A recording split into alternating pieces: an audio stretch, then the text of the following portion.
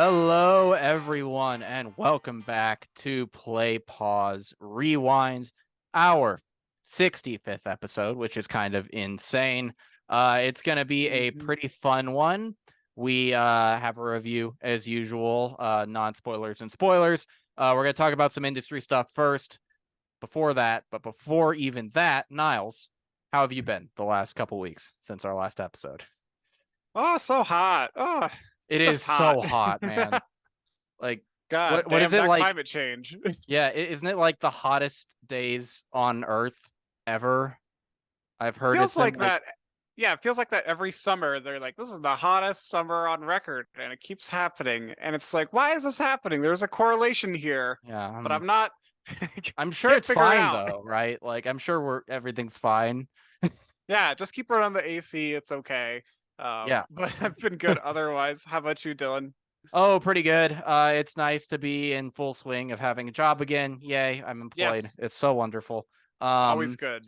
yeah, things have been pretty good, and it's a good summer for movies, but it's a Yes. chaotic summer for the movie industry because studios, as it turns out, are very greedy. Yeah. Yeah, Who would but have just thought that the who would have thought? executives in the C-suite would be so terrible and greedy? Yes, but I think it is surprising how blatantly evil some of them are, and uh as many of you, maybe all of you know, the Writers Guild of America has been on strike for, I think, over 75 days now. But as of Mhm. last week, SAG-AFTRA, the Actors Guild, has joined them. And so now, for the first time since like the 70s, 60s or Yeah, it's 70s, been a long time. Yeah. they're both on strike. Like, it's been so long since this happened that the last time it happened, the leader of the actors' strike was Ronald fucking Reagan. Right. I remember hearing about that. So this is a really huge deal, right? And to address any questions that our episode releasing might raise, I did see in the SAG-AFTRA strike guidelines that influencers cannot be promoting films in that time, and I was a little confused because I don't consider us influencers and I don't consider reviewer critique No. promotion. But I did email the union asking if we're in the clear. They have not responded to me as of this point, but Variety did put out an article basically saying reviews and critique are fine. That's not crossing the picket line, and so hopefully SAG-AFTRA sees it the same way. But we support the strike fully, and Yes. I did just a couple things about it. So there was a quote from an Hmm. executive last week, and it seems pretty much confirmed that that executive was Bob Iger of Disney, who basically said the plan is to drag this out long enough to where Writers Guild members start losing their apartments and houses, and that's evil. That's fucked up. That is like empire evil of like Yes, it's and they even acknowledged how cruel it was. They're like, oh, but it's necessary for the industry, and that's like, no, it fucking isn't. Uh, it's no. not. It's writers are essential to storytelling. Obviously, they are the storytellers. You know. Well, and I mean, I remember hearing some bullshit like about the actors where Mm-hmm. it was like because I the studios want to get like the facial Yep. thing like they want you to they'll give you like a one-time fee or like a lump About two sum hundred dollars for a day's work. $200 and then they own your face for all of time and then they could use it however they want whenever they want however they see fit and it's like that Mm-hmm. is if that's not evil I don't know what is because that's so fucked up to use Right. someone's image like that in perpetuity without paying them anything for it on anytime you use it you Yes, know and beyond that, like it is evil, obviously, but beyond that, that is the death of acting as a career, right there. Just that yes alone, because I don't know if everyone knows this, but like a lot of actors get their start as background actors, formerly called extras, and the way that works is you can respond to a casting call that they put out, or sometimes you just show up and you get a day's work basically, and yeah like if characters are at a baseball game, you're one of the people in the stadium. That is what it is. And it's usually like a couple $100s a day. And the really fucked up part about what the studios wanted is like a really desperate person who's trying to break into the industry might sign that contract and get their face and voice. It was voice too, Oh scanned. wow. Yeah. And because like they might need the money, you know, they struggling actors do not make a lot of money. And side note, a lot of people are like, wow, these millionaire actors are striking to get more money. And it's like, no, the A-listers represent a fraction of a percent of the actors in the union, right? Yes. And even them, you know, if an actor is making $10 million on a movie, the studio is making hundreds of millions or billions. So it's the same thing with professional athletes, right? But the A-listers are great in this instance because they're using their power to support the people who are not making the money they make. Most actors are working multiple jobs trying to stay afloat, right? There are 160,000 members of SAG-AFTRA. Most of Yeah, them are not Jesus. rich, right? Even some of Yeah. the actors you recognize are just barely getting by. And they have to make at least $21,000 a year to get health insurance. So the residuals that they're fighting for, those are what make the difference between them getting health care for a year or not. But I said this would be the death of acting as a profession, right? Ben Affleck and Matt Damon got their start as background actors, as a lot of actors do. In Field of Dreams, in the scene where Kevin Costner and James Earl Jones are talking in the baseball stadium, two of the people in that stadium are Ben Affleck and Matt Damon. If this existed back then, what studios are trying to do, they don't have careers. They're gone. Yep. No Good Will Hunting. One of like my favorite movies ever just does not exist. Robin Williams, best supporting actor, doesn't exist. That is what the studios are trying to get out of this, and it's really messed up. We'll put the link for the donations to the strike funds and the fund that helps non-SAG and non-WGA members pay their bills while the strike is going on, because that's an important part of this too. Yeah. But yeah, support the strike. Never side with a corporation over the workers. No, yeah, like they've got enough money and they know it, Yeah. obviously. They're rolling in cash. They're literally like the people from Succession, just being terrible Yeah. people and just being like obsessed over the money, and then, making fun of like the working class when our backs are turned, and not giving 2 cents about what happens to the actors that are working for them or the writers. So yeah, I think they do need our support more than the studios. Yeah. Of course. Well, and if you're thinking at home to yourself, like, why should I care about them? Like, I've got my own problems to worry about. And it's like, okay, but like, have some empathy for your fellow man here. But also, Hollywood executives want this AI shit to take over every element of the creative process. But make no mistake, every executive across every sector is having those same thoughts. The only difference is in our sectors, or in most sectors in the country, we don't have a union to protect us from that. So if the actors and writers lose here, we're all going down with them eventually. So it is incredibly important that the actors and writers win this fight for everybody. And it's important that we have legislation put on the books regarding how AI can be used in all forms of work. But that is enough serious industry talk for now, because we have a movie to talk about, and that movie is Mission Impossible: Dead Reckoning Part 1. And we're gonna do a couple minutes. We're gonna do non-spoilers for a couple minutes and then transition into full spoilers. We will warn you. Time codes are also in the description. But Dead Reckoning Part 1 is the 7th film in the Mission Impossible series, and the 3rd film directed by Christopher McQuarrie and written by Christopher McQuarrie and co-written by Eric Jenderson. Or this one is co-written by him.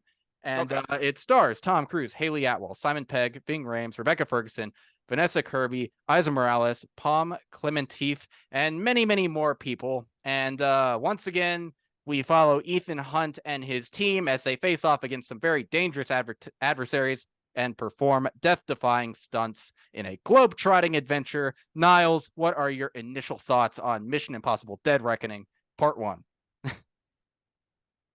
I would say it lives up to the franchise name. And before we dive in too far, I will say, I think that you, Dylan, you have a stronger appreciation for these films than I do. Like Yeah, I'm a super fan. yeah, you love Mission Impossible, and I'm like, this is fun. I like them. Like, but I'm not like, I could watch like a Mission Impossible movie, and then I don't need to see it for like another 5 years. Okay. Like I've seen it, and I'm like, okay, I never really need to go back and touch that again. They're fun though, and I do enjoy the films. Like whenever I watch them, they're fun, and I think this one really does live up to it. I think it's an apt film for us to be discussing this week, given Yes. the strike and AI and everything. We'll get into that later, but it's a really cool action adventure thriller. Like Tom Cruise knows how to do this, and he does it well. And I mean, of course, the director and the writer, they did a great job of like putting together this film too. It feels very similar to previous iterations in the franchise. I really liked the antagonist here, and I know the antagonist usually isn't like super revolutionary. Yeah, there are a couple good ones and a couple very forgettable ones. Like exactly, Philip Seymour Hoffman in 3 is really good. I think Solomon Lane from 5 and 6 is really good, and Henry Cavill is great.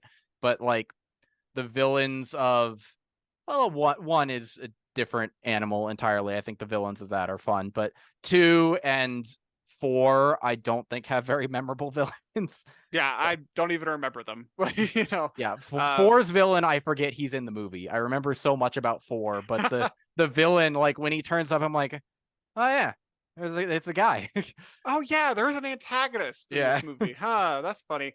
So I think that they did a much better job with the antagonist in this movie, Gabriel, which we'll get into later too. But Mission Impossible to me, I feel like is escapism in a lot of ways. It is just like letting yourself get just enthralled in this story of these people doing these absurd stunts and maneuvers, these just absurd action sequences. And so I think this film lives up to that standard of escapism. Like there wasn't like a single moment I think in the film where I was like, okay, I'm bored, or like, okay, that's a set piece, or like it really takes me out of the film, or I'm like, oh, did I leave the oven on at home kind of moments, so it's like the movie moves quickly, which I really like too. And what I like about this movie too is that I think it assumed that the audience is smart enough to keep up too. Yeah. Like, and I think that's pretty consistent with some of the previous films too, but like it's just like it goes and goes and goes, and like the team kind of teams up, but we don't need to introduce every character. It's like, okay, we just need an establishing shot, and then you go. And they kept doing those kinds of things where it's just like a quick shot. You can understand the subtext of what happens in between scenes. Like they know that the audience is keeping up pretty quickly. Yeah, and I do appreciate that, and I also appreciate that even though this is the 7th film in the series and the last several have become more and more lore, like had more lore and recurring characters, I do think every Mission movie is pretty accessible on its own. Like, yeah, you could watch this as your first Mission Impossible, and I don't think you'd be confused. You might not pick up on the dynamics between some of the characters who have been around for a long time, but like you can watch this and enjoy it, whereas in several other long-running franchises, probably not going to fly. And I do want to say, and not to, I don't always like knocking other films, but I don't have that much love for the Fast and the Furious franchise. And I would say on a superficial level, these are very similar franchises, but I think the Mission movies just work on a level those don't for me. And I think part of it is just Cruise and co are willing to get beat up and like look like they're down and out sometimes. Whereas remember it was leaked that like Vin Diesel and The Rock all had in their contracts that they couldn't get hit more than they hit other people and stuff like that. And it's like, oh yeah. I feel like Mission is what Fast and Furious wants to be. And I think the Mission Impossible series is great. I think this film is great. I wouldn't say it's the best one, but I'd place it on the upper tier of them. And I think it's a testament to the quality of this franchise across the board that I've seen countless different rankings over the last couple weeks of all the films, and everyone has like a different number one. And I can agree with the arguments for any of them. You know, they Yeah, all, right. and I do love too, before McQuarrie sort of became the de facto director of the back half of this series, every movie had a different director, and they all brought their own style and Mhm. flair to it. And I remember reading a long time ago, McQuarrie, even though he was carrying over from 5 to 6 and now 7, he wanted that to be maintained. So he's been doing different styles each time. And if you Mm. watch Rogue Nation and then watch Fallout, they feel very different. They look different and the vibe is different. And I would say the same is very much true here. One, it's the first film in the series shot on digital, which is interesting. But two, the editing and the framing is so distinct from the rest of the series, I thought. And like I would agree. Yeah, I don't have a very good visual recollection of how the other films looked, mhm, except for the third one, because I would say that was my favorite one. yeah. Um, yeah, but Yeah.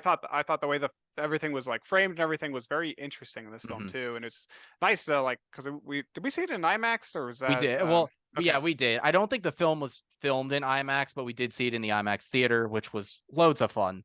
Uh, Yeah, it's a great but screen. yes. But the one thing I thought about the framing specifically that was really interesting, and I'm sure this has been done in films before, but this in terms of like action movies that I see, there were a lot of shots where the subject of the shot was on like one side of the frame and looking out of the frame the same side that they were on. And usually in a conversation Yeah, scene, you'll have like Ethan will be on the left of the frame looking across to the right, and then Luther would be in his shot on the right looking left, and that's kind of how conversation shot reverse shot works a lot. And it's nice for continuity, but this was the opposite of that. And a lot of the dialogue scenes were them looking out of frame from the side of the frame they're looking out on. And it felt very claustrophobic, and it played into the paranoia aspect of this movie that I thought was really interesting. And they're against this unseen enemy, which I think added to this a lot. And the movie breaks the 180-degree rule at one point, which, do you know what that is? Or I can explain it for the please explain. Yeah. Okay, so when you're on set, and if you're having a conversation scene between two people, you basically would draw a line through the middle of them, like in the middle of their face, right? And then you would not want your camera to cross that line. So basically, in a shot reverse shot, I would always be on the left side of the frame, you would always be on the right side of the frame. But early on in the movie, there's a jump cut where Kittredge is on the left side of the frame, and the next shot is of him too, but he's on the right side of the frame. And They did that multiple times. They yeah. did that with Luther at one point, Mhm. like midway through the film where they're talking together. But yeah, I noticed that too. That's very interesting. Yeah. And like in a lesser filmmaker's hands, you might be like, oh, they fucked up. But I think McQuarrie has earned our trust at this point in terms of filmmaking. It's like they're doing this for a reason. The film is meant to keep you on your toes a lot. The characters are on the back foot. They're dealing with something different. And the editing Hmm. really plays into that, I think. So I wanted to talk about that a little bit. Yes.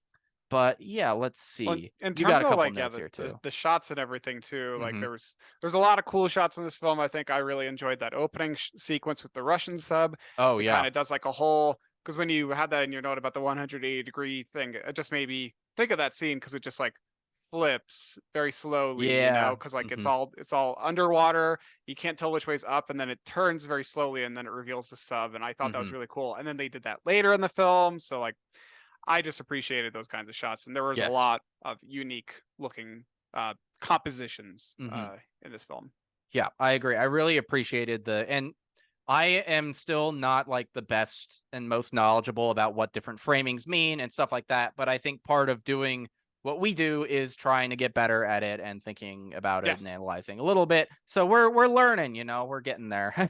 learning. Look um, at us go. but I will say I loved this movie. I think it's one of my favorite missions. And I love the whole series, and Yeah. Cruise and his cruise. Oh my God, I did that was not intentional. Good job. Their The commitment, cruise crew. yeah, their commitment to the filmmaking craft is on full display once again, and it is a rarity in the industry at this point. The Yes. tactical nature of these films, the dedication, it's next level. Do you have any Yeah, final it's really good. thoughts before we go into spoilers? I mean, as always, I love the recurring motifs in Mhm. this series. You know, like the lifelike facial masks come back, which is really cool. I've always Yeah. loved those. The self-destructing little mission instructions, the chase sequences through these touristy areas, which aren't really Mhm. just Mission Impossible, but I feel like that's always in a Mission Impossible movie or through this Yeah. kind of Long runs, yeah, long these shots of yeah, Tom Cruise Tom running. Cruise just doing his long run down the hallway. You got to have one of those.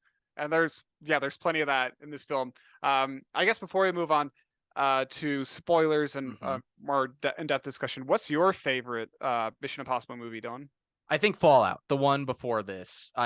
Fallout is the one that just lands on such another level for me. I love the Halo jump sequence. Oh I yes, that's so cool. And the ending in Kashmir, the helicopter chase is great. And fun fact about that, they filmed it outside of Queenstown, New Zealand, and I was there when they were Yeah. filming it. I did not see Wow. them, nor did I see them filming it, sadly, but I was there. Tom Cruise's private jet was parked at the airport when we landed. And the entire time we were Cool. there, I'm like, I hope I see someone from this movie. I did not. Nice. Well, that's good But to know. Yeah, I mean, I yeah, like that one as but well. and you said 3 was your favorite, right? The J.J. Abrams Yeah, one? I Okay. liked 3. That was a really fun one, and yeah, we'll get into it more. But yeah, I think it is kind of how the movie was shot too. I remember it having a very distinct look. Mhm. I just remember a lot of yellow. It's Kind very of that's yellow. It's it's a very very yellow yellow and film. very sweaty. Yeah, and I liked that about it. I just liked that the aesthetic of it, and just Philip Seymour Hoffman as the villain Mhm. was incredible. Like he Yeah. was such a great villain, and we'll get into that later. But any other thoughts before we move in? No, I mean, like, I feel like if you are someone who enjoys the Mission Impossible franchise, you've already seen this. And if Yes. you're not, maybe you should check out Mission Impossible. I remember when we were kids, it had a reputation for being like dumb or something, but I think it's just because everybody was like super hyped up on Jason Bourne. Yeah, I think so. People are, yeah, you got the kind of more realistic chase sequences and action, and then you got Mhm. Mission Impossible, which is outlandish and over the top. Yeah. But I will say, just for the franchise in general, this is a film series that is 7 films deep and has been going on for 26 years. And Jesus. every one of the movies is good. That's crazy. Yeah, they're pretty solid through and through, and yeah, it is because of the cruise crew. Mm-hmm. They All just right. stick with it.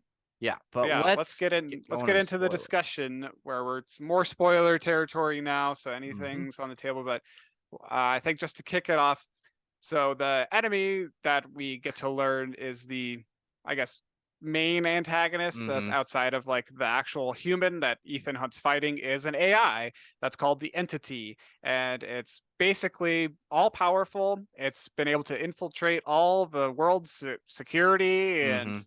everything now, so it's just like it's got its fingers in all the pots around the world. Yes.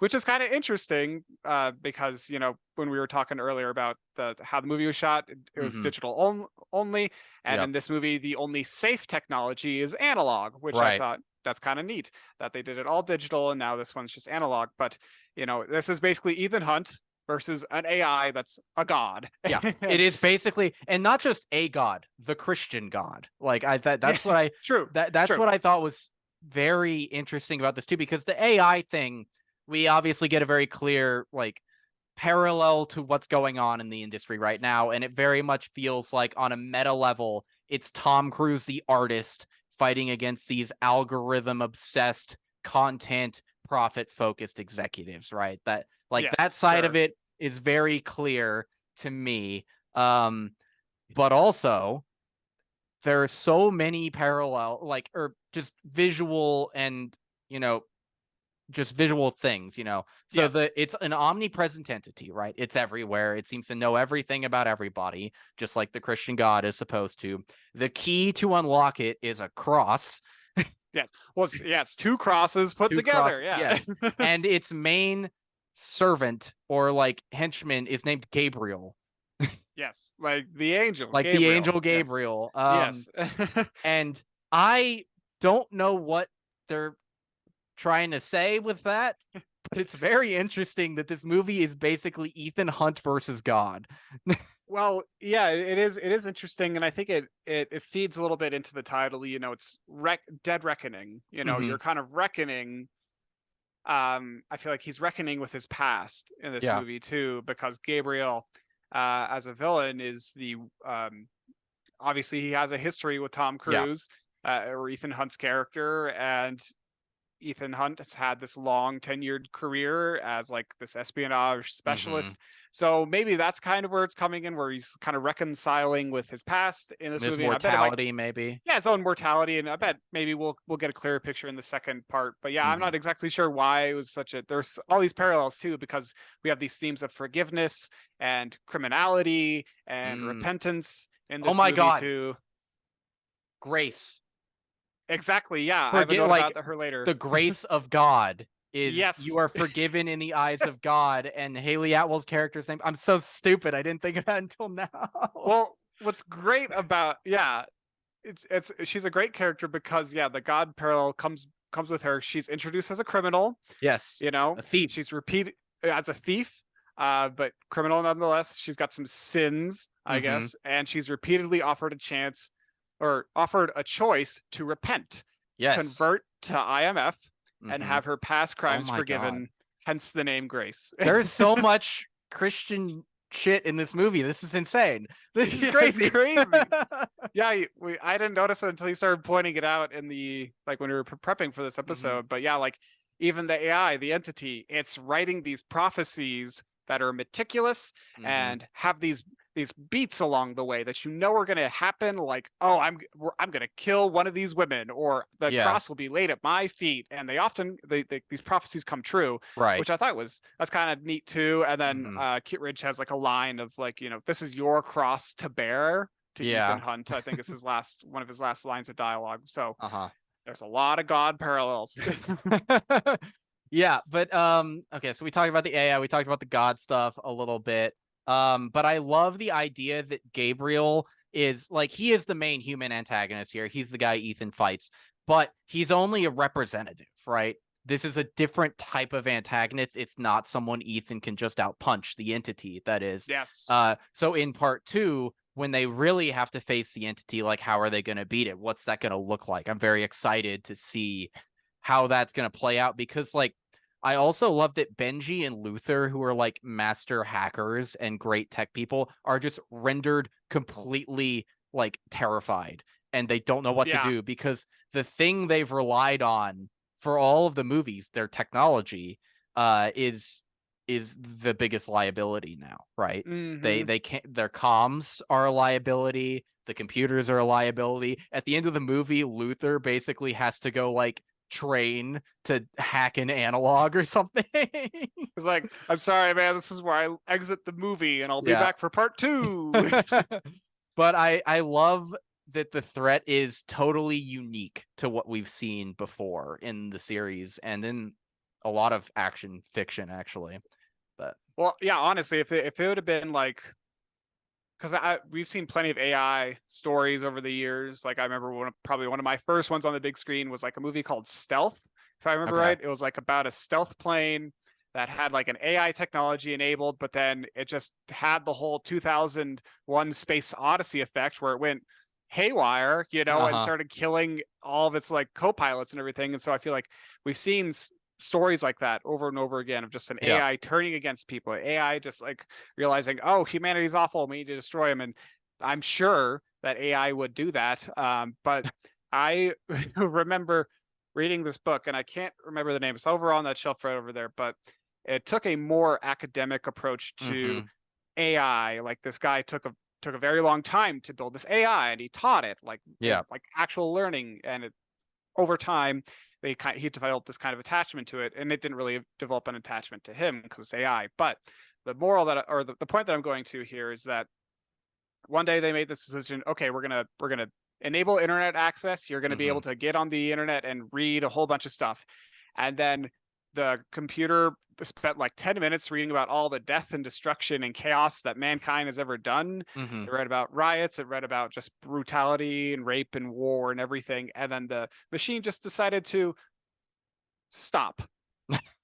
It just gave up. It just gave up. It was like, I don't have time. I don't want to deal with this. You guys are horrible people, and there's no point to any of this. Yeah. So it's depressing, but Mm-hmm. like at least it's its own story of like Right. this is the direction that AI can go, and I think this is a good interpretation of kind of a similar story or Mm-hmm. similar offshoot of like the typical AI narrative. Yeah. Well, and it's interesting that it's like manipulating news headlines a little bit, or like manipulating how government people are acting by adjusting documents and things they're getting and stuff like that, which kind of plays into how the discourse and conversation we have is manipulated, not by AI. Well, I guess algorithms are AI, but by the algorithm, right? Like Facebook is designed to show you more things that will probably make you angry because they have determined that Mm-hmm. angry people stay on site more and engage more. So the algorithms are tuned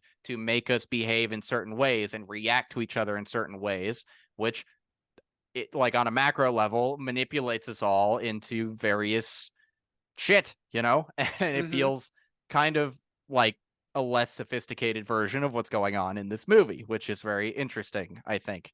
Mm-hmm. And but let's talk about our protagonist a little bit. Ethan Hunt, seven Yeah. movies deep, Tom Cruise as Ethan Ooh. Hunt. Yeah, I think maybe just because we came off of the Indiana Jones review from the other week, Mm-hmm. I was half expecting them to kind of lean more into this age-related humor because yes, Ethan Hunt at this point is well over the hill in Yeah. a lot of ways. Tom Cruise is 61. I think when they were filming this, he was like 59, but he's Yeah, so he's so old. So I was like envisioning that they might do that, but mm-hmm. I'm glad that they didn't take that whole I'm getting too old for this shit Yeah. kind of shtick. So it felt like it was a good return to the old Ethan Hunt, who doesn't really compromise his morals and Mm-hmm.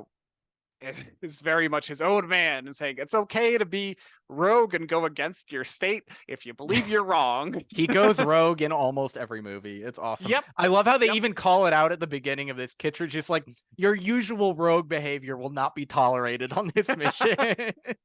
He's like, yep. He who goes cares? rogue very quickly after that, though. Oh yeah, literally like that next sentence. Yeah. Yeah. But just talking about Indy, actually, because I heard this morning listening to Weekly Planet that Chris McQuarrie had been talking about how they'd shot an extended 20+ minute opening sequence, which would have been a flashback with Ethan and Gabriel. And we see glimpses of it in that flashback where Gabriel's killing that woman. Oh yeah. And they were de-aging Tom Cruise to look age appropriate. And according to McQuarrie, the effect was just so distracting. And he was like, I kept looking at his face because I know this guy and I've known him for years and he looks different.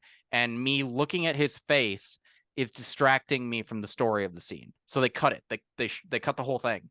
And I applaud that restraint and just it's not to knock Indy 5 again, but it just shows a very different philosophy for dealing with these characters. It's like in Indy, I feel like they wanted to have the classic Indy adventure, so they went with it in some ways to the film's detriment. And in this, they were like, it's not working. The effect is too distracting. We got to cut it. And I respect them for that. I'm really glad they cut that because I agree, that would have been too distracting and we got the shots that we needed for those like flashbacks. That's enough.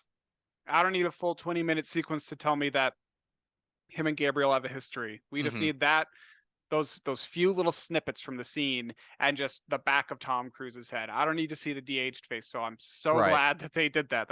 I didn't know that. Yeah. Well, and that's part of editing, right? The kill your darlings phrase that goes around. It's like editing in any type of story. It's like maybe that sequence was really cool and really great. And it definitely adds a lot to Ethan's character because we don't know what he was doing before the IMF. It always seemed like he was just ex-military and got recruited. That was the vibe I got from the first movie. Yep. But this is very interesting, and we get a whole new dimension to the IMF that we'll talk about later. But the scene wasn't working, so they got rid of it. Yeah, right. But man, this Ethan Hunt character, he's been through the ringer. Yes. Oh god damn, 7 movies in. How many explosions has he survived and punches to the head and Yeah. falls from serious heights? Like, He man, also this hits his head on the window of the Burj Khalifa when he's jumping back in, which is an amazing comedy beat in oh the movie that was 4. excellent. Remember when he's running along the side and he has to jump because the cable's too short, and he hits his head and Jeremy Renner has to save him. Oh right, yes, I do remember that. Oh man, this man should not be able to walk No. or like be able to think properly. This man should have retired like 10 years ago. But But he's the living manifestation of destiny, Niles.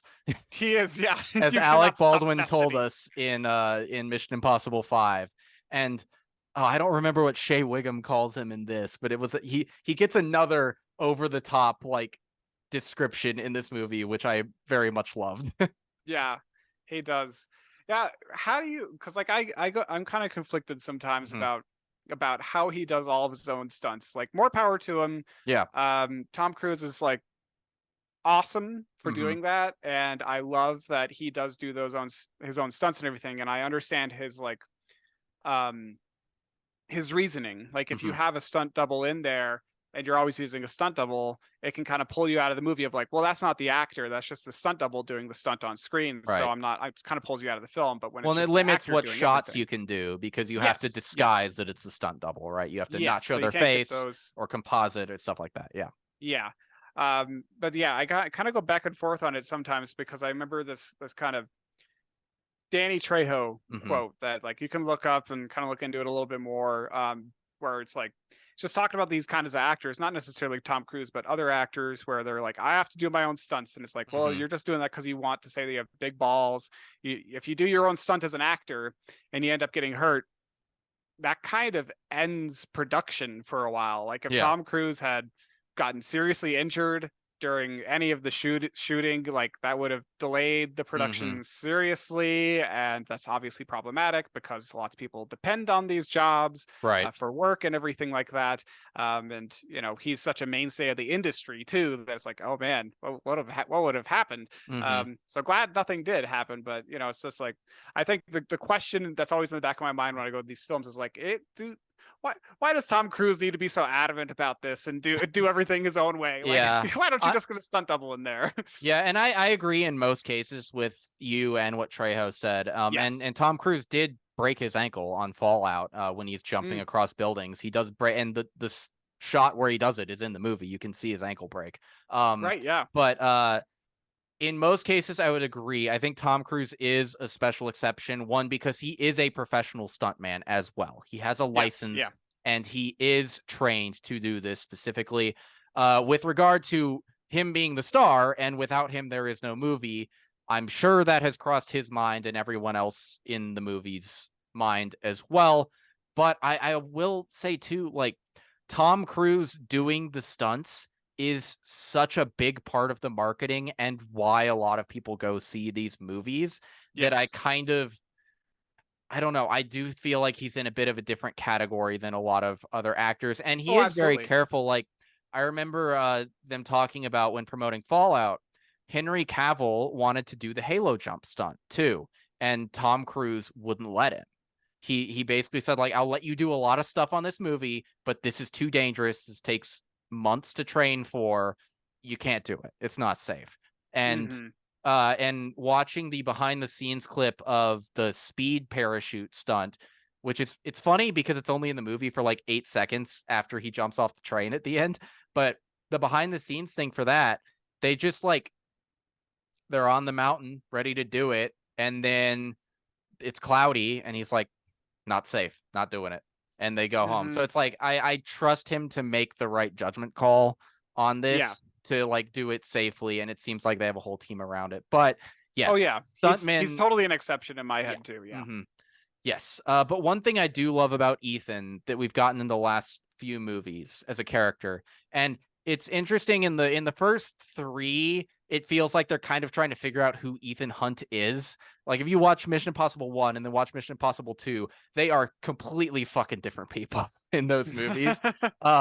Like Ethan in the first one is very like sort of clean cut ex-military spy guy. He's pretty serious. He's a little horny, but other than that, he's pretty serious. And then in 2, he's like a James Bond play. He's Yeah. and then in 3, he's a family man. It's funny. Oh yeah. It takes him a while to figure him out.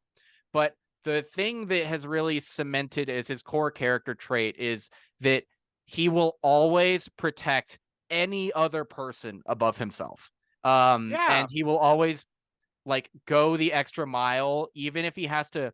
Fallout talks about this. It's like you'll think of the one person while saving the millions, I think is sort of what the line is. Like he never leaves anyone behind for the greater good. He refuses to. He will achieve the greater good, but he will also make sure his whole team makes it out if he can. You know, sometimes it doesn't work out. But when I did love how he's honest with Grace and he's like, I can't promise you I'll keep you safe, but I will always put your life above my own. And then I loved the exchange where her response is like, you don't even know me. And he's just, what difference would that make? Like, yeah, he's such a pure of heart person that it confuses him that someone would not understand he would just sacrifice his life for a total stranger. I think that's so cool. that is really nice. I like that character element for him. But let's talk about Ilsa Yes. Faust. Because I would say the most controversial choice the movie makes is that she dies. She gets killed, or maybe she doesn't. A lot of people, I think, are huffing a little bit of copium and hoping that she will make a surprise return in the next one. You know, I'd be happy either way. It's Mission Impossible. They could pull some shit and she makes an awesome return because I'm really sad that she died. She has been my favorite character from the last couple movies. She's introduced as sort of a femme fatale in Rogue Nation, and a whole lot of that movie is about like whether or not they can trust her. And then in Fallout, she has a really great role as well, and same trust issues a little bit in that one. But yeah, she gets killed off, and it's kind of a fucking bummer. Yeah, I honestly don't entirely remember her from all those other movies, but it's been a few years for you. It's been a few years since I've watched them, so I'm sure I remember enjoying her in those films. It was kind of surprising to have that death fake out at the beginning, but I feel like I did see that coming. I'm like, well, she's not dead. It's fine because there's that thing at the desert at the start where we get a death fake out that maybe she's died, maybe she's dead, and Ethan tells everyone that she's dead. But then she comes back and then she actually does die. Yes. I had heard some murmurings ahead of seeing it that like there was a choice that the movie made that was going to piss off some fans, or might piss off some fans more than critics.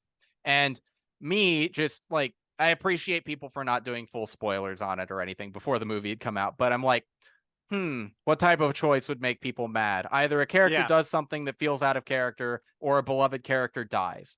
Who would probably die that's been really beloved the last few movies? Oh, they're probably going to kill Ilsa. But I think what the movie did really smart was at the beginning with the death fake out. I think it can do one of two things. It can either make you feel secure that she's safe for the rest of the movie when she comes back, or it can like have you run through the emotions of losing her so that you're kind of ready for when it actually happens later in the movie, which is what I felt it did for me. Because I actually bought that she was dead at the beginning. I'm like, holy shit, this is the controversial thing people were talking about. And it's controversial because they fucking ice her at the beginning. Yeah, real quick. Yeah. Yeah. And I was like, shit, that's actually really shocking. And you know, if she comes back, great. If she doesn't come back, I understand that too. But I did want to ask you, and I'll have my own answer as well, but do you think this qualifies as fridging? And for our audience members who don't know what that means, it is a trope. I believe it originated in a Green Lantern comic book where he has like a girlfriend character is introduced to the story, and she's like great and awesome, and then he comes home one day and she's dead in his refrigerator. And the meaning of the trope is basically a love interest character, typically female, is introduced just to be killed off to forward the male protagonist's story. So Yes. do you feel that this qualifies as fridging and or not? And if so, why? Or why So I not? think you can make a case for yes and no Mhm. here pretty easily. I feel no, because in the yes case, I feel like her death, Ilsa being killed off, it provides some motivation for Grace to join the team, and it kind of Mhm. pushes her to do that because she feels a little guilty about the death, and she's like, and Luther has that line of like, well, she didn't die for you, like you're alive Mhm. because she's dead, Yeah. basically. So it kind of pushes her to move further along in the plot. Mhm. So I think it's more of a fridging thing for her than Yeah. Ethan, Which kind of personally. disqualifies it from the trope in and of itself. Exactly. Yeah. Um And then I think, and then as on the flip side of like, just to say no to it again, mhm. is that I think that Ethan's story is essentially the same whether she lives or dies in this Mhm. movie. Like, I don't see any difference in his character or his character arc, um, from her death in this Okay. movie to Yeah. me. What are your thoughts? Yeah, so before I say them, actually, the line Luther says when Grace is like, she's dead because of me, and he's like, no, you're alive because of her. That's actually something people are clinging on to hope she's alive. It's like if they faked her death, like to trick the entity, basically, is what the theory is. That like Hmm. because the entity made a prophecy that like one of these two women is gonna die tonight, one of them has to die, so they the hope that these people have, and part of me has it too. I would like that. Sure. Is that because that happens all the time in Mission Impossible, right? Like it's kind of like the Ocean's movies in that way, where you think they're down and out, but they had a trick and they planned for this all along, type of deal. Hmm. Is that Luther knows that Ilsa isn't dead, and he's like, but he can't reveal that information in this moment, so he's kind of like, no, no, you're alive because of her, just kind of subtly Yeah. correcting Okay. her. I see um that. yeah, but Benji seems to think she's dead. He's like in tears in the corner. But Yeah. I agree, I lean towards no on this, because uh I think it's consistent with how she's been portrayed in the previous two movies. And what I mean by that is when we're first introduced to her, she's undercover working for Solomon Lane, the main villain of Mission 5, and she's an MI6 agent, right? And then at the end of the movie, through her own actions and Ethan's help, she gets out of the game, right? And then in 6, she's been dragged back into the game and is having to do more spy shit and put herself at risk. And like through both of those movies, she's always like just a hair away from being killed, and constantly is like getting let out of the game. And I feel like Hmm. it's a trope. And I remember talking about it in our Northman episode when Hemleth goes back to fight after he's escaped. I think I even said, like, when you make that choice to go back into the life of violence when you've gotten your clean getaway, like, you die. That's the trope. And Hmm. in this one, she comes back into the game because she gets killed. And then Ethan's like, you're dead, stay dead, you're out. And like she's clean, but she comes back to help her friends, and she just doesn't make it out this time. So that's why I don't think it's fridging, because it is like a result of her choices. She had agency in what led to those events. Um, Yes.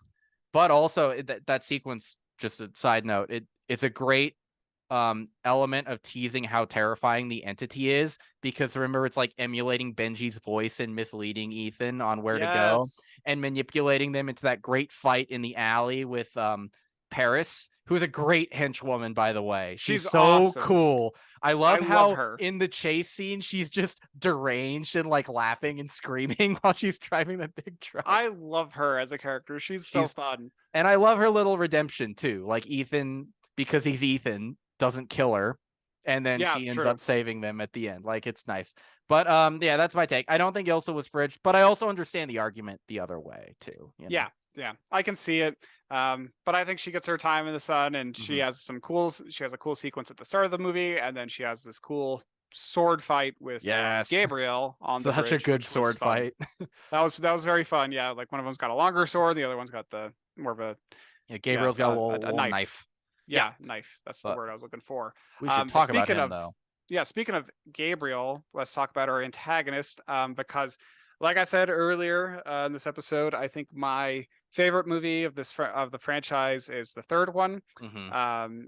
and it's mainly because of the antagonist in that film. Philip Seymour Hoffman, I think, just gives such a powerful performance, and Hmm. it's so nuanced. Like, I think like the first interaction that he has with Ethan in that Hmm. movie, he's like kind of waking up and they're asking him a bunch of questions. He's Yeah, tied up in a it's chair a and he's flash like, forward to yeah, when he's. or I can't remember exactly what it is, but he's like, you have no idea what the fuck you just did, right? Like Yeah. he's more just like inconvenienced and bothered by Mm. Ethan than intimidated by him. Like Right. Philip Seymour Hoffman's character was so methodical. He was always like 3 steps ahead of Ethan, which I Hmm. loved. And so I feel like Gabriel gave a very similar or was a very similar character here. Like he Okay. felt cold and calculated, but he was a heretic, or not Or a no, heretic. he's a zealot. Yeah, Zealot. Thank you. the He was a opposite of a zealot. heretic, I Yeah, guess. not a heretic. A zealot. He's a zealot, Or very he's cold he's and a calculated. believer, I guess. Like he believes in this thing. Sure. Yeah, Yeah. and it feels like all these things that were going on around him, to Hmm. him, he gave off the impression that they were all kind of like formalities or like pleasantries of just kind of like, Uh-huh. I'm just kind of waiting for the key to be laid at my feet. Like I know that one of the two of you is going to die, so I don't need to really concern myself with any of this. I can just walk off. You know, it's like Hmm. he knows what's going to happen already. Yeah. So I really liked him as a villain in this movie. Yeah. I like the element too at the party, the White Widow's party, where he kind of reveals that the entity is just the party. Like Yeah, every light show element is just the entity. yeah, it's everywhere. Look at it. Yeah. I love how committed he is to this fucking cause too. Um I am Yeah. bummed that he kills Carrie Elwes, the intelligence director Oh character. yes. Oh, that guy. You know who that actor is, right? No, He is I can't place it. he's Wesley from The Princess Bride. Wow! Oh my god! Yeah. That's where I've seen him. Oh, that was driving me crazy. Yes. Because the longest time when we were watching the movie, this is just going to be a shout out for like more the drag race community and queer community. I just kept seeing Carson Kressley on there. He's kind of a bigger name in that Uh-huh. community. He's just Okay. got a very similar facial structure, and he's blonde as well, and Okay. like the nose and everything. So every time he was on screen, I'm like, "That's Carson Kressley. What's he doing here?" But now that you saw the Princess Bride, that Yeah. all falls into place. Well, I was bummed that he was killed off, but maybe he's just mostly dead. Well, I mean, Paris, yeah, she got stabbed and thrown around, and she helped Ethan and um, Grace back up. So, Yeah. but I think she she's still had a dead. heartbeat. She still had a heartbeat. They said so. Oh, She's still maybe. alive. Oh shit. Yeah, I missed that. Maybe she it will was return. it was one of the CIA agents. They like felt her pulse, and he was like, "We Oh, got a okay. pulse," and Mm, it was like, "Okay, so she can survive? What the fuck?" okay. Yeah, I guess she gets shot or stabbed. She gets stabbed. She gets stabbed. Okay, Yeah, people have no, survived worse in these she can come movies. back. Yeah. She can come back. I also love Kittredge as like CIA director, and if I don't know if you remember him from the first movie, but he's like, and I also love how these movies, like the IMF is painted as a pretty noble organization for the most part. The CIA and the American government are not. Yes. I appreciate the honesty. Yes, they feel transparent there. Yeah, like Ethan is just as much hiding the keys from the Americans as he is from anybody else, because he's like, they'll use it, and he even doesn't. I love the way he phrases it to Grace. It's like, I trust that Kittredge will want to use you. He Yeah. doesn't say Kittredge is good. He's like, he'll see your potential. But I think, yeah, Kittredge is an interesting character, and I think he is by the end. Like, he wants Ethan to succeed, but he's also got his own shit going on because he's a CIA director. Yeah. Yeah. Yeah, I mean, there's a lot of competing parties here, lots of good kind of smaller antagonists in there. But yeah, I really liked Gabriel. At the end of the day, I thought he was great. And yeah, it's nice that that we're getting this person with a history with Yeah, Ethan, a because a lot of these pre-IMF Ethan yes, too. a lot of these villains and antagonists have just been like, well, I'm the bad guy and I just want to get, my hands on the bioweapons, or I'm a mass murderer for the sake of being a mass murderer, Yeah. kind of bullshit, like they don't have great visions or like reasoning, I would Yeah. say, with the exception of Hoffman's character. So it was nice to see Gabriel Yeah. here, who's like, I don't necessarily want to commit genocide outright, but I just kind of want to become God by controlling Yeah. God. He just like he's a servant of this being that he sees as like divine, and he wants to see its vision come to fruition. And Yeah, that's one thing I like about Fallout a lot too, is the main villain of 5, Solomon Lane, carries over into 6, and he has a personal relationship with Ethan and Ilsa, in that he fucking hates them and he wants to torture Ethan, and that even right. causes some conflict with Henry Cavill, who's the main villain, because Cavill is like, we have a goal and a mission, and you keep fucking it up because you just want to torture Ethan Hunt. Like, Get out of my way. yeah, there is a point. It's like, it's when Cavill is revealed as the main villain. They have he's talking to Solomon Lane, who it turns out it's actually Benji with a mask, which is a great reveal. But I think I think the line is like, why are you making this so fucking complicated? Like, we have what we need. We do not need to do this to Hunt. But I Oh, have to. But yeah, oh, talking of all of these characters, should we talk about Grace really yes, we quickly? should. Haley Atwell, great addition to the cast. I think she's awesome in this movie, and she's almost the secret protagonist in a way. Yeah, yeah, I would agree. I mean, she's like the second protagonist to Ethan Hunt, but yeah, she Yeah. is. They kind of share the spotlight pretty well. I feel I liked her character a lot. If she felt like a good balance for Hunt. And what I liked about her too is that she was this competent thief. So she already had like these skills that could be put to practical use in the film, being a pickpocket and doing these other things, like the sleight of hand, which I thought was a good thing to weave into the Yeah. story there. And It's a she had good plenty of callback to the agency. first movie too, because Ethan Hunt used to do that. He did Oh, he right. did a little disappearing trick with a floppy disk in the first movie. Oh, yeah, yeah. God, getting so many flashbacks. Yeah. That movie came out in 1996. Good God. I was 2. I was 1. Yeah. But yes, you're right. I do love that, because she's very competent in her own way, but she falls into this world that she is not ready for. Like, she has a skill set, but she is still a fish out of water in a sense as well. And yeah, I just love that. Like, it's a new flavor on the can I trust her dynamic that we got with Ilsa in Rogue Nation, just in a different sort of way. And it's more just Grace trying to get the hell out of this situation that she's found herself in, which is very enjoyable to watch, I think. And I love how she is the one who has to go into the train alone at the end. Like, a lot of the pressure is put squarely on her shoulders because the mask machine breaks and Ethan can't wear a mask into the train. And I love the way she deals with Vanessa Kirby's character, the White Widow. And when she's trying to like negotiate for herself to Kittredge, and she's like, oh, and I won't remember this the next time you see me. So don't even bother bringing it don't up. Don't mention it. It's like, please don't mention it. Yeah, she was great. She was great the whole time through, and yeah, I like her a lot. So she'll be nice to see in the next Mission Impossible. And we haven't even talked about some of the main things in this movie, which is the action. Yeah, the main There's so draw much action. is the action. So the airport sort of spy scene was great. That's sort of the closest thing we really get to a heist in this one, I think, right? Because a lot of these movies are heist movies at their core, like the Langley heist in the first one, the Burj Khalifa heist in 4, the water heist in 5. A lot of them have heists as big centerpieces. This is kind of that, and they're trying to get the little key. They're trying to get the cross key, and then Haley Atwell gets involved because she steals the key from the guy they're after. Gabriel's there, but he's kind of invisible. Yeah. The No, I love technology. that. I love that whole sequence because like it's not just like Ethan looking for something and looking for a dealer. You know, you get Benji and Luther in the background. They have Mhm. things to do, and it's like, oh god, there's a bomb in the airport, Yeah. and it's like, well, that's shitty. You got to go deal with that right now.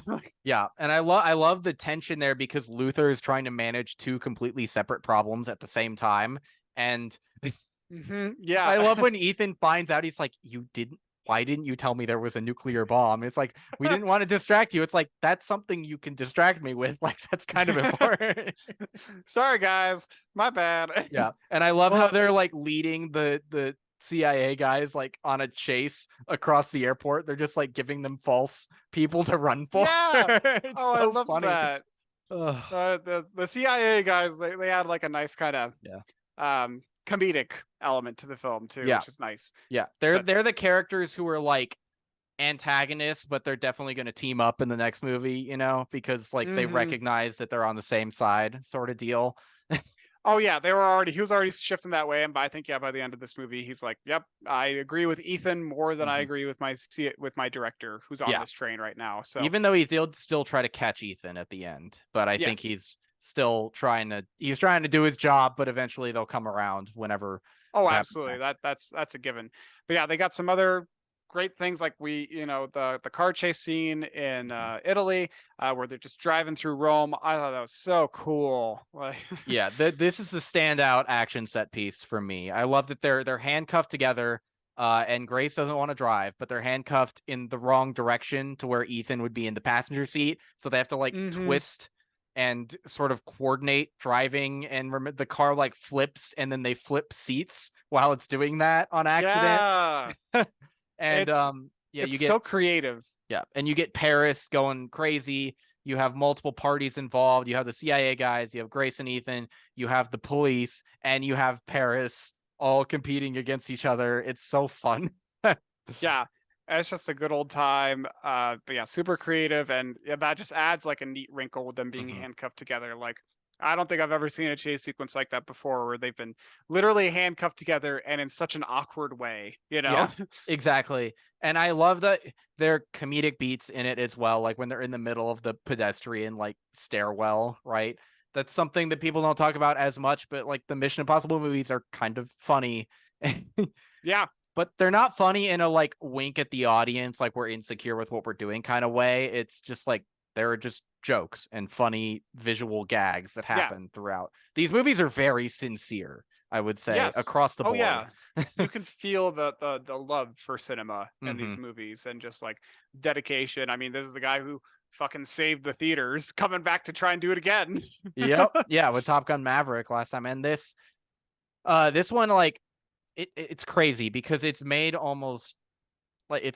like hundreds of millions of dollars at the box office, but due to COVID reshoots and stuff like that, the budget had ballooned up really high to like I think Mm, 295 million. So it's not doing as well financially as it probably normally would. Although it is the best, like the highest grossing one of the franchise or highest revenue mm, for the whole franchise. I don't know. that's good. That's all that stuff is beyond me. But I hope it Yeah. has legs. It's a crowded summer, so I hope it has people going back to see Yeah. it more and There's more. a lot. There's a lot going on these Yeah. days. But we also get what they marketed as sort of the signature stunt for this movie, which is the motorcycle base jump. Very Mhm. impressive stunt, but Yes. I kind of feel like the behind the scenes video was way cooler than the finished product in the movie. Maybe I just seen too much of it, but I don't know. It just felt more intense when I was watching him actually do it for real than it did in the Mm. movie for some reason. It's still awesome, but it just it's not the coolest part of the movie. I think the car chase kind of supplants it a little bit. I think so too. Like it is neat when it's like he like jumps off the cliff and then the all the sound dies away Hmm. and you can just hear the wind and that's it. Like I think that just gives me chills just thinking about that. But yeah, it's not as fun of a sequence as like the entire train sequence. Like I think the Right. train sequence, everything that's going on, like all those scenes are just really fun. Hmm. And then we got the even like the ending, like it just the tension just ramps up Yeah. quickly, like on a train. It's just like chug, chug, chug, chug, chug, Yeah. chug, chug. Well, Yeah, in every car they get through, it's like, oh, you did it. And it's like, no, it's still falling. You got to go through another one. yeah, right. And this never ends. Yeah. And there's apparently some like homages to Buster Keaton stuff in there. It's felt very similar to the train sequence in Uncharted 2, even though apparently it was not based on that. Macquarie and Cruz are not familiar with Uncharted 2, apparently, but you know, it there are lots of movies and games and shows and stuff that have sequences like that, and this was a very good one of those. And it's a great Hmm. there's a lot of great tension because Ethan is trying to like help Grace because this is something she's never done before and she is kind of paralyzed in fear a little bit, but Hmm. making it through, and she does sort of come through right before the piano falls on her, which was another great piece of tension. Yeah, that was so great. Ugh, But yeah, like when Tom Cruise just burst through the window from the parachute, so funny. that's just great. I did not see that coming, and I don't know why I didn't, because that was just perfect timing and the Yeah. best way to just get him on the train. Hmm. Very Tom Cruise Yeah. style. I did love the part where he's just like he misses the train because Gabriel like speeds it up, right? And then Hmm. Benji's like, "Okay, we got you an alternate route," and he just keeps going up. He's like, "When do I go down? When am I going downhill?" Like, oh, soon. It's coming up. Don't worry about it. Yeah. And there's one more thing before final thoughts I want to talk about. It's like the element of the choice. That apparently every IMF agent at one point is like in too deep or like done some crime or whatever, and they get into a tough situation and they are approached and offered the choice of continue on with what you're doing and probably like die or get caught or join the IMF. Um, I don't think this was a part of the previous movies. Maybe it was, but I like it. It adds a new little dimension to the IMF. Hmm. It's a silly dimension when you think about it too much, but who cares? That these movies are kind of silly inherently. Oh, they're so silly. I feel like I've heard it mentioned before, but I Okay. don't think there was as much emphasis placed on it. I feel like it's been there before, but Okay. again, I haven't seen them as frequently as you Yeah. have. But Yeah. overall, I really do enjoy this movie. It's fun. It's a good way to just just get immersed in some kind of action thriller Hmm. story, and you won't be bored for a single second when you're watching this. No, it's very exciting. I loved it. I love all these movies. Actually, we didn't put notes in this, but do you have any predictions for Dead Reckoning Part Oh, 2? well, I think kind of going back to your point on the like who's he going to fight, because Hmm. yeah, Gabriel, he can just punch him and punch and punch and punch and all that stuff, but I feel like the AI has something up its sleeve. Mm. I feel like it's going to be too easy for them at the start. Like they'll be able to get to the submarine and stuff, but I think there's going to be something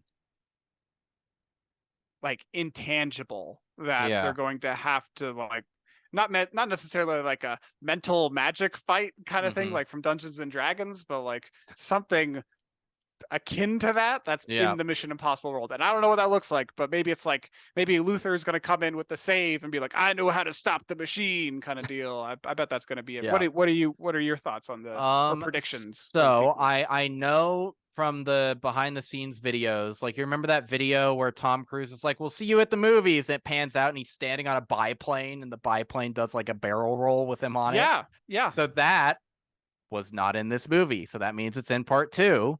And Mm. so filmmaker Stephen Ford on Twitter made a prediction that like maybe the AI is gonna go like take control fully, and the team has to go like full. It's gonna throw the world like into a technological dark age, and they have to go full analog. Um, That would be it fun. would be very fun, and that's why they'd be using the super old biplanes, right? Yeah, so then you got to use all analog stuff, like old Yes. radios, old old Old everything. everything. Yeah. So like regardless of whether or not that happens, we know the team has to go full analog because they're already doing it in this movie. So that's going to be really fun. I predict obviously Grace will be back. She's going to be part of the core team at this point, I think. Hmm. I could see Ilsa returning in like a, you know, a big reveal like save, you know. If they do it right, that could be really satisfying. But they could also leave her dead and make it be sad. I think I would be fine with either way, depending on how they do it. But if Tom Cruise has recently said like he would love to just do mission movies until he dies, but up until that interview, I had assumed and thought it was confirmed that the Dead Reckoning two-parter was the end of the series. Yeah, me So too. so I think what he's doing is misdirecting people because Ethan is going to die. That's my big prediction, is that Ethan will I think die. so too. Yeah. Um, I don't see his character retiring. So, No, he's and dying in action. Yeah. yeah, and Cruz is just love him, but he's getting too old to do the type of stunts he's doing. So I think it's the Ethan Hunt era of this franchise at least will come to a close in part two. So Yeah. those are my predictions. Lots of analog stuff. Maybe the way they have to beat the entity is like just taking it offline and trapping it in like a box or something. Yeah. Maybe it's like, yeah, we just got to contain it in this Mhm. area and don't let it spread past that. Yeah. Yeah. But yeah, I I don't know. got Dead Reckoning Part 1 rules, all Mission Impossible rules. Um yay. Yeah. Let's We're hyped any for it. yeah. Any Let's, more thoughts on that or should we move on to other stuff? I'm good. Let's All move right. on. Let's do it. Yeah, we'll move on to the last part of our show, which we do every week, where we talk about other stuff we've been doing, watching, reading, any other kind of media stuff. Dylan, what have you been up to? Continuing on with House of Leaves, I'm getting close to the end. I think I have like a little over 100 pages left. Nice. Which, you know, it sounds like a lot and it is, but they're like 530 pages of the Davidson record and then 200 pages of appendices too. So I think I Yeah. am close to the end of the story. Uh what a wild book. I'm excited to see how it So all fun. kind of ends. Um especially with like Johnny, the main character of the footnotes. Like Right. I'm very eager to see how his storyline kind of ends. But Hmm. fascinating book, really makes full use of the medium, I would say. So good. Um I also started watching My Adventures with Superman, the animated series. Super fun. It's so fun. There are 3 episodes out. Jack Quaid from The Boys plays Superman, and it's just a Oh, fun. yeah, Yeah. it's a fun little animated series. Lois and Clark and Jimmy Olsen are all like interns at the Daily Planet in it. So they're all Oh, just cool. starting out in their careers, and I really like that. And watching that made me want to go back to Superman and Lois, which I'd fallen off of just because I was kind of falling out of the CW shows at that time. But Superman and Lois is really good. Like it's and it is a cut above the rest of them because I wanted to finish Supergirl too. I had like 1 season left of that. And I went from a couple episodes of Superman and Lois to watching an episode of Supergirl, a show which I enjoy, but I'm like, oh, these are not the same. The quality here, there's a disparity. Yeah, see, the secret about Superman and Lois is it airs on the CW, but it's a secret HBO Max show. So so it's Okay. very good. I would recommend it to most people who like superheroes, honestly. And I've also been playing Final Fantasy VII Remake on Wow. PC. So that's been fun. You know, I've never played a Final Fantasy game before. This is my first one. So I'm enjoying it. I'm not that Huh. far into it, but it's cool. What about you? What have you been watching? Yeah, I haven't played too much Final Fantasy myself. I remember playing a tiny bit as a kid. Um, You you play have to as tell me how eco that is. terrorists. Ooh, that's fun. The first mission is arming a bomb in a factory. Okay. Yeah. I'm into that. Um, I'm a little more boring than you. Lately, I've just been moving along with Succession. Hmm. We're into the second season now, and Nice. it's getting Oh, it's getting hairy, but it's very fun to watch. And That's the one where all the hearings are, right? Season 2. no, no, not yet, not Oh, yet. I okay. don't think so. They just um yeah, I won't go into too much because I don't want to do any spoilers for anyone Okay. who's listening. So, but it's fantastic. I love that show. I'm also continuing on with my adventures in Zelda Tears of the Yeah. Kingdom.